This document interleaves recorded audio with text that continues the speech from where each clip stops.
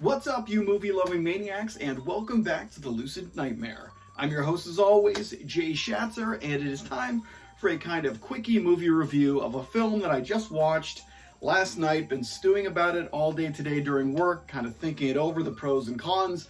I'm wrestling with how I feel about the movie, but I think I'm getting some of it down packed of what my thoughts are. So I figured, why not make a video of it and kind of let you guys know my thoughts on the new movie, the newest entry in the Alien franchise, Alien Romulus. And yeah, it was a mind-boggler when I was watching it, and I haven't had that same feeling about a movie, well, similar feeling about a movie, since the last time I saw the director of Alien Romulus. I saw his film, The Evil Dead remake, and his name is Fede Alvarez or something. I can't remember the last part of it, but I don't know what it is about his films that kind of hit me weird in the initial part of it, and then I kind of get into it as the years go down the line. But with Evil Dead, that's a whole different ball game, because that's like my favorite franchise of all time, and it was too close to the heart for that one, and I'm very particular about the lore.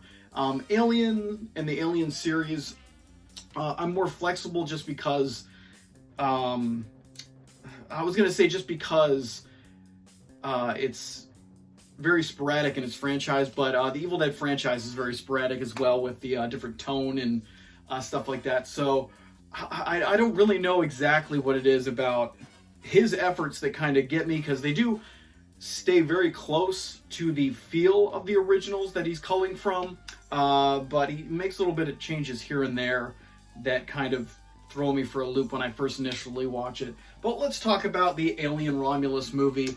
That's what we're here for, so let's focus in on that one. The movie, it follows a group of young teens, probably, maybe, I don't even think they're even early 20s, but they come up with this scheme. Well, backtrack a bit. It follows a young girl named Rain. She has kind of a synth,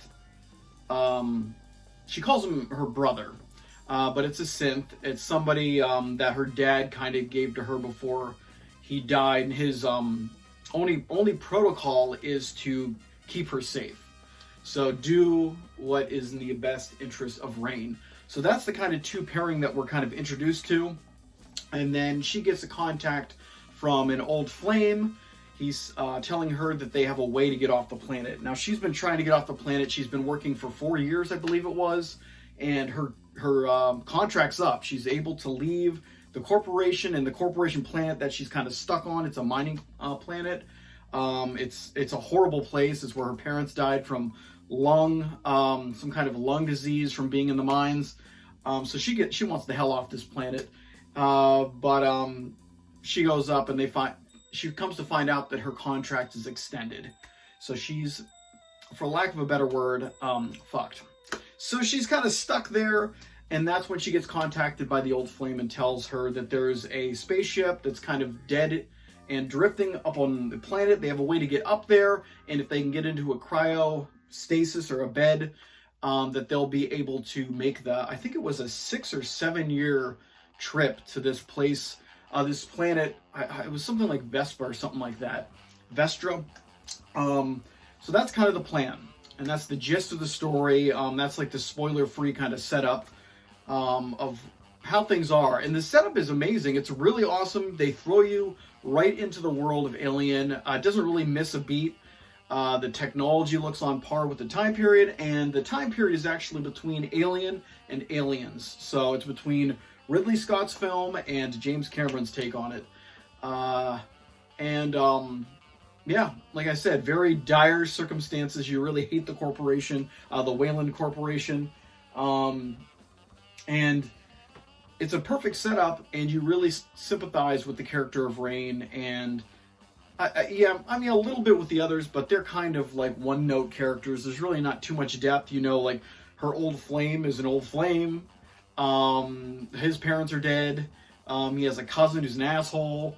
And his family were killed. the Old Flame's sister is there. She's pregnant. And there's also an Asian character who's like the pilot of their ship. And I think she's the girlfriend of the Old Flame's cousin. I'm horrible with all those names because they really didn't really dwell on any of these guys' names, so I'm not going to remember them. I just remember the main character, Rain, and I can't remember the synth's name. But yeah, the setup is beautiful. Really great stuff.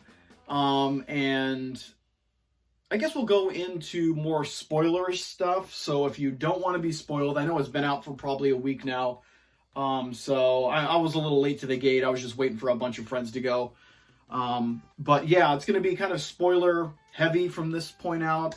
So hopefully you guys have watched the movie and you can kind of see my take on it and discuss it in the comments, because I want to know people's feedback on it, because I have such a mixed view of the film that I want to hear what you guys think. But from that point on, they get to the derelict ship up there, but it ends up being a space station that is kind of in disarray because something happened. Well, they get there and they find out that in the beginning of the film, the some kind of recon mission was able to grab the frozen body of the original alien from the first Alien movie, where Sigourney Weaver shot it out the airlock. They bring it back to a lab, and I guess from there, chaos ensued, and that's where we are right now with this space station above the planet. But one of them gets infected by there's like a shitload of what the hell are they called? The facehuggers. And somebody gets it on their face. They get impregnated. Their chest bursts, and it's a cool scene. There's a lot of cool touches. I like the technology that they added. There's a flashlight, X-ray flashlight kind of thing that you can put around your body, and you can see straight through your skin to the bone, and she uses that to kind of see the alien moving around. You've seen it in the trailers if you watch the trailers. But yeah, that craziness happens, and there's a lot of weird convoluted ways that they get separated. But the cool thing is that in order to get into the ship, I like the touch where they had the synth, since he was a Wayland Corporation kind of product, that he was able to get access to this space station because it's a Wayland Corporation thing. So, but in order to do that, they have to get into the security area, they have to take a card from one of the old synths that are dead and put it into that guy's head. But when they do that, his personality changes, his protocols change, and he goes from being kind of like a mentally deficient kind of program to a very by-the-books corporate kind of dude, and he's 100% capacity. He can do a whole bunch of different stuff. But I like the dichotomy there and the different way the actor portrayed it. Really awesome job. Probably the best part of the whole movie is his performance and his character. I think they played that off really well. But yeah, that's how they kind of get into a lot of stuff, because he's a different synth than what they brought on board. But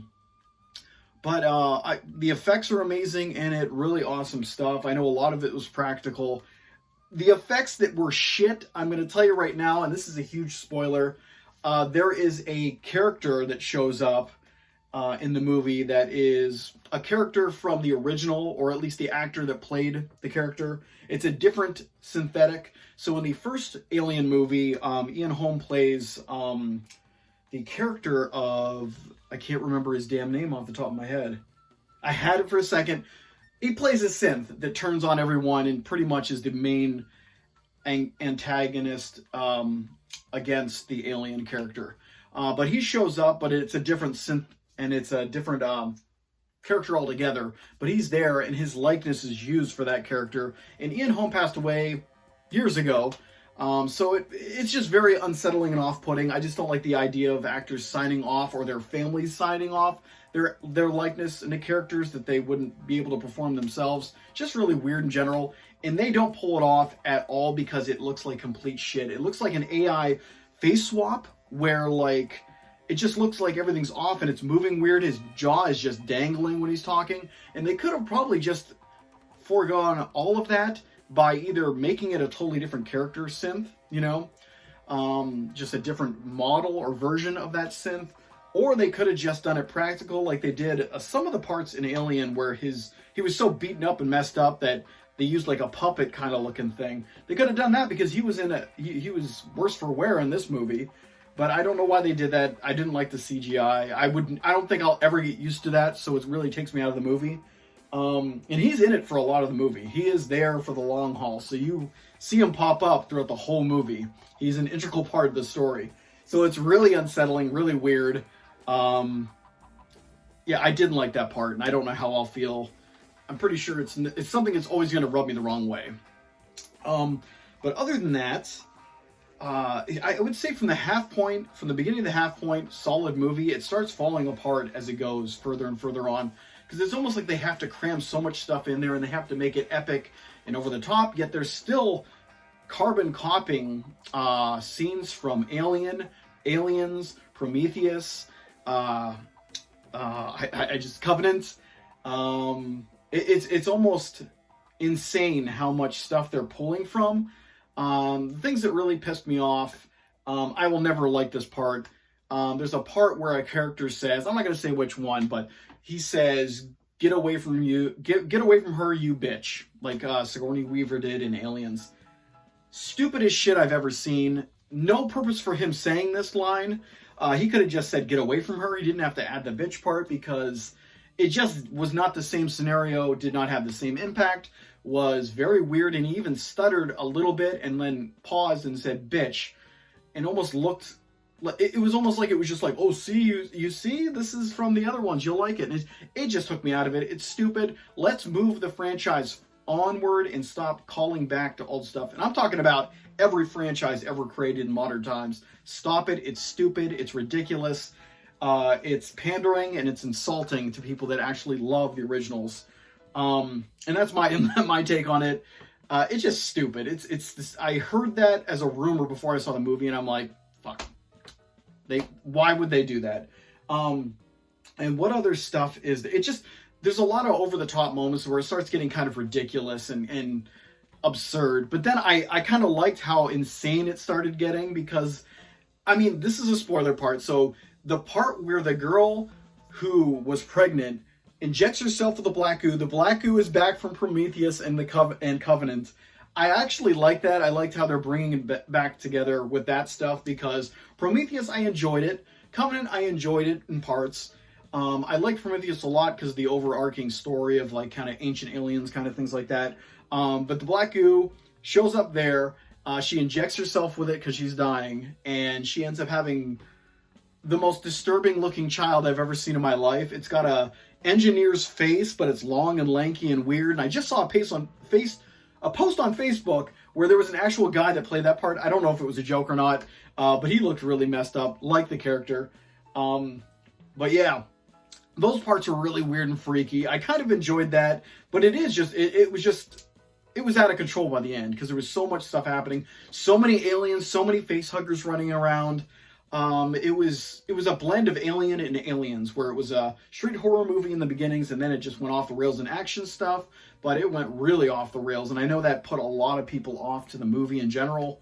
But it's doing well, so that's good. But yeah, it's just, like I said in the beginning of the video, I don't know what to think of it. I processed this. I think I enjoyed it for the most part, and I think it's going to grow on me over the years, like his The Evil Dead remake. And I'm not even sure what ideas that he came up with, or with different corporate interests had in the story and what they added and stuff like that. Like, he could have been against it, but just being a team player. I don't know. But yeah, overall I did enjoy it, but I still can't define if it's good or not. I just thought it was very solid, and the thing that won me over the most is the look and feel of Alien, the grittiness, the attention to detail, the technology that was used. It all fit perfectly into the Alien universe, so that's the hardest part to kind of capture. So they did an amazing job in that. Characters were shit, but I went into it thinking this would be more of a slasher movie where the characters really don't matter. And that's pretty much what you get with it. So I wasn't too butthurt about characters being shitty or kind of one-note characters and stuff like that.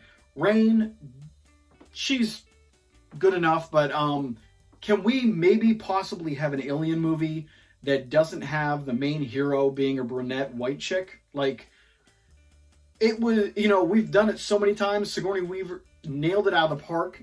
It doesn't need to be recreated, but they did it in Prometheus. They did it in Covenant. And I know there's probably more that I'm forgetting, too, that they did it in. But, yeah, let's give it up and let's just mix it up a little bit and do something different. We don't even need to have one person being the, you know, hero at the end. We don't need that stuff. Let's branch it out and figure something else out. But, yeah, that was my main complaint about it, is that I said to one of my friends, they said, I feel like I've just seen just Aliens 1 and 2. Like, that's what Alien 1 and Aliens, it just feels like there was so much ripped from there. Like, the end scenes where they're in the ship, everything seems okay, but then something else happens. She's in her underwear, she's putting the spacesuit on, getting ready to fight the last person. I mean, it was ripped straight from Alien, and it was almost, it pissed me off. That's the thing. Watching the movie, I was up and down, like enjoying stuff and then pissed off. It was just, it's a quagmire of a flick, and I can't tell if I like it or not. It's better than any of the shit that we've seen recently in modern movies, so hey, that's good, I guess, but I want more. Like, I want more. I want new franchises. I want something fresh. I want to be wowed like I was in the 80s and 90s when things were coming out that we've never seen before. It's all just rehashed shit. And that's kind of why I can't say it's amazing, I recommend it, but I mean, it's just like, you've seen this a million times.